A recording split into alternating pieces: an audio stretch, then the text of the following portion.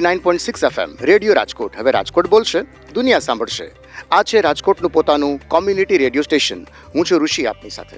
મિત્રો, ગુજરાતી લોક સાહિત્યમાંથી લોક વાર્તાઓના મોતી જેણે આપણા સુધી પહોંચાડ્યા, ખડખડ વહેતા ઝરણા જેવા લોકગીતો જેણે આપણને આપ્યા, એવી એક વિરાટ પ્રતિભા કે જેણે પાડિયાને બોલતા કર્યા, જેણે પાડિયાની પણ રૂડી મજાની કથાઓ આપણને બધાઈને કીધી, સતીઓના ગુણગાન ગાયા, દાનેશ્વરીઓના ગુણગાન ગાયા, શુરાઓના ગુણગાન ગાયા, એવી એક બહુ મોટી વિરાટ પ્રતિભા એટલે શ્રી ઝવેરચંદભાઈ મેઘાણી. આજે મને બહુ જ આ ગર્વ થાય છે એ વાત કહેતા કે શ્રી ઝવેરચંદભાઈ મેઘાણીના પૌત્ર શ્રી પિનાકી મેઘાણી આજે આપણી સાથે છે વાતો કરવા માટે, સંસ્મરણો વાગોળવા માટે. આવો હવે આપણે સાંભળીએ એમની મીઠી ને રૂડી વાણી. નમસ્કાર મેઘાણી સાહેબ. નમસ્તે. નમસ્તે મેઘાણી સાહેબ, મારો સૌથી પહેલો પ્રશ્ન એ છે કે આપનું નાનપણ, શૈશવ કાળ એ કેવા સમયમાં વીત્યું, કેવી રીતે વીત્યું, કેવા સંજોગોમાં વીત્યું? મારો જન્મ 1970માં, મારી ઉંમર 53 વર્ષ છે. એટલે મારો જન્મ અને બહુ ટૂંકું બાળપણ રાજકોટમાં વીત્યું અને પછી મારો આગળનો અભ્યાસ અમદાવાદમાં એમ થયો. પણ દાદાજી કહેતા કે રાજકોટ મારી બાલ્યાવસ્થાની લીલાભૂમિ છે અને રાજકોટ જેટલું મને અન્ય કોઈ સ્થળ ગમતું નથી. એટલે કદાચ એ મને વારસામાં ઉતર્યું છે. મને પણ રાજકોટ બહુ જ પ્રિય છે. રાજકોટ સાહેબ આમે અમારું રંગીલું શહેર ગણાય છે. સાહેબ, આપના શોખ, લાઇક્સ, ડિસલાઇક્સ, આપના કંઈ ગમા અણગમા વિશે થોડી વાત કરો. મને આમ જે મારું કાર્યક્ષેત્ર છે એ પ્રમાણે મને સાહિત્ય, લોક સાહિત્ય, ઇતિહાસ, સંશોધન ખૂબ પ્રિય છે. થોડું ઘણું લખું પણ છું. મેઘાણી સાહેબ, આપની જે સંપાદન યાત્રા રહી, સર્જન યાત્રા, સંપાદન યાત્રા, એના વિશે થોડી ડિટેલમાં વાત કરો, વિગતે.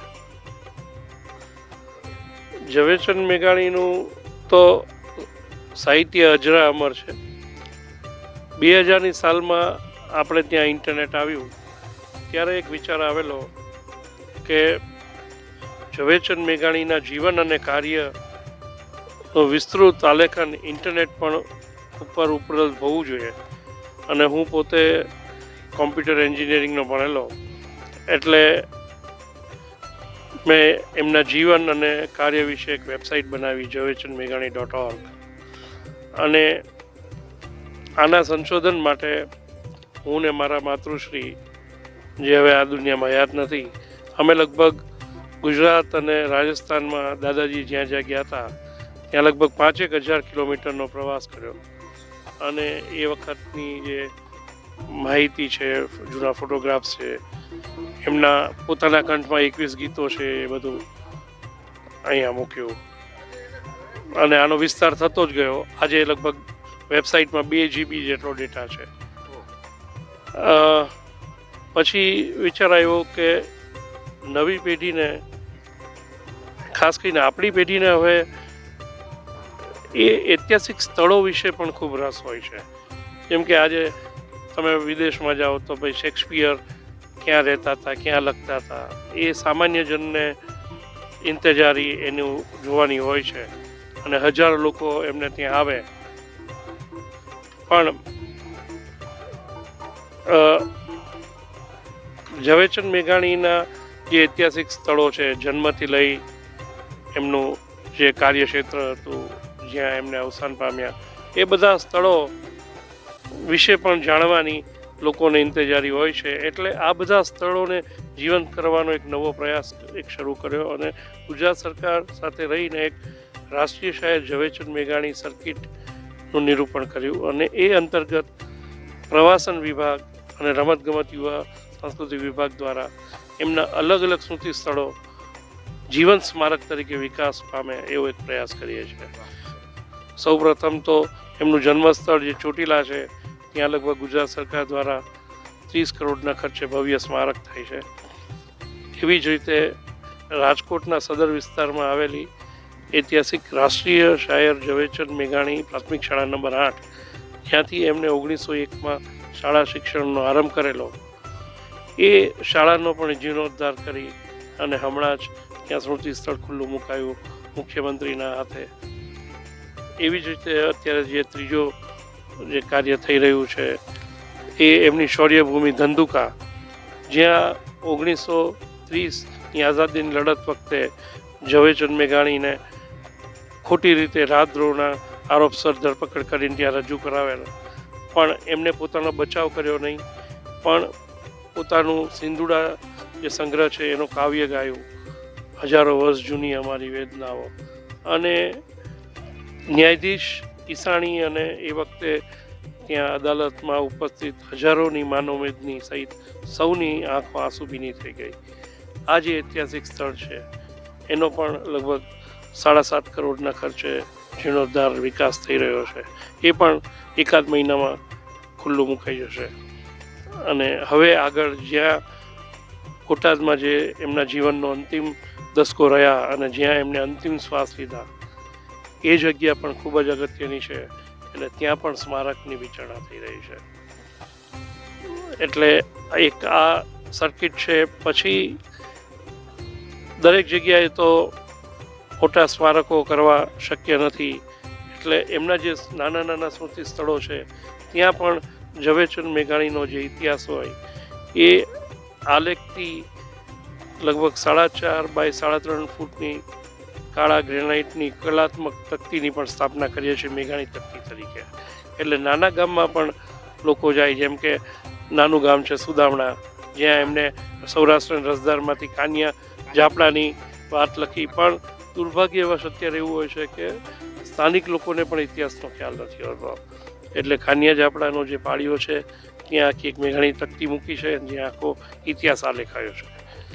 એવી રીતે સાબરમતી જેલને જ્યાં એમને આઝાદીની લડત વખતે 2 વર્ષ રખાયા હતા ત્યાં પણ સ્મારકનો વિકાસ કર્યો છે.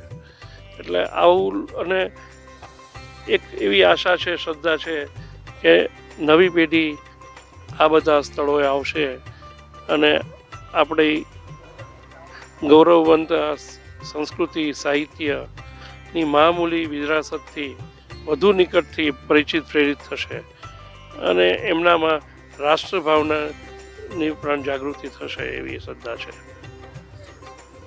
મેઘાણી સાહેબ, સૌરાષ્ટ્રની રસદારની જે બધી આપણી આ લોકવાર્તાઓ છે, શુરાઓની, સતીઓની, દાનેશ્વરીઓની, વચન નિભાવવું કેવી રીતે, બરાબર, આ જે બધી આ લોકવાર્તાઓ છે એને આજના સમયમાં, સાંપ્રત સમયમાં આપ કઈ રીતે જુઓ છો, કઈ રીતે તમે એને મૂલવો છો? સૌરાષ્ટ્રની રસદારને 101 વર્ષ થયા, પણ ખૂબ ગૌરવની વાત છે કે આ બધી જે શૌર્ય, સુરવીર, સ્વાર્પણ, જે બધી આલેખતી આ વાર્તાઓ છે 100 જેટલી, એ આજે પણ એટલી જ પ્રસ્તુત લાગે છે, એટલી જ જીવંત લાગે છે અને નવી પેઢીને આકર્ષે છે. અને મને આનંદી વાતનો છે કે પુસ્તક રૂપે તો રસદાર ખૂબ વંચાય છે, પણ નવા નવા સ્વરૂપે, જેમ કે ઓડિયો બુક્સ છે, વિડીયો બુક્સ છે, એ રીતે એના બધા નવા ફોર્મેટમાં પણ એ ઉતરે છે અને નવી પેઢીને સ્પર્શે છે. એ પણ બહુ આનંદની વાત છે. મેઘાણી સાહેબ, અત્યારે હું આપની સાથે આ વાતચીત કરી રહ્યો છું, શ્રી ઝવેરચંદભાઈ મેઘાણીના પૌત્ર, એનો મને પણ આમ ગર્વ થાય છે, મને એક અનેરી મોજ આવે છે. તો આપ તો સ્વયં મેઘાણીજીના દીકરાના દીકરા છો, આપના માટે આ અનુભૂતિ કેવી છે? ના ના, ખરેખર હું તો મારી જાતને ખૂબ નસીબદાર ગણું છું. અને ઝવેરચંદ મેઘાણીને 18 પૌત્ર પૌત્રીઓ છે, પણ ભગવાને મને આ મોકો આપ્યો એના માટે મારી ખરેખર ખુશનસીબી છે. અને હું તો બહુ વિનમ્રપણે કહું છું કે હું તો માત્ર એક દૈહિક વારસદાર છું, પણ વિશ્વભરમાં વસતા એક ગુજરાતી એમને જીવંત રાખ્યા છે. એમના હૈયામાં આજે પણ ઝવેરચંદ મેઘાણી વસે છે, એ એમના સાચા વારસદાર છે. મેઘાણી સાહેબ, આપને આપની જે આ જીવન યાત્રા છે દરમિયાન જે કંઈ પણ ઇનામ રકમ મળ્યા, આદર સન્માન મળ્યા, સન્માન પત્રો મળ્યા, એના વિશે થોડી વાત. લોકોનો પ્રેમ છે. આજે દાદાજી એ વિદાય લીધી અને 75 વર્ષ થઈ ગયા, પણ જ્યાં પણ નાના નાના ગામમાં જઈએ તો લોકોનો જે દાદાજી પ્રત્યેનો આદર ભાવ છે અને એ આદરથી પ્રેરાઈને આપણા પ્રત્યે પણ જે પ્રેમ વરસાવે છે, એ તો ખરેખર અહોભાગ્ય છે. અને બસ હું ઈશ્વરને પ્રાર્થના કરું કે આ લોકોના પ્રેમની કસોટી ઉપર હું ખરો ઉતરું. ધન્યવાદ મેઘાણી સાહેબ. જગજૂની સોરઠ ધરણી ને ગઢજૂનો ગિરનાર, ઓલા હાવજડા હેજડ પીવે એવા નમણા નરને નાર. તો આ હતા શ્રી પિનાકી મેઘાણી, શ્રી ઝવેરચંદભાઈ મેઘાણીના દીકરાના દીકરા, જેમણે આપણી સાથે સ્મૃતિઓ બધી આ તાજી કરી. મેઘાણીજીએ જે પણ સાહિત્ય સંપાદિત કર્યું છે એના વિશે. હું છું ઋષિ, આપની સાથે 89.6 FM રેડિયો રાજકોટ પર. આ છે રાજકોટનું પોતાનું કોમ્યુનિટી રેડિયો સ્ટેશન. હવે રાજકોટ બોલશે, દુનિયા સાંભળશે.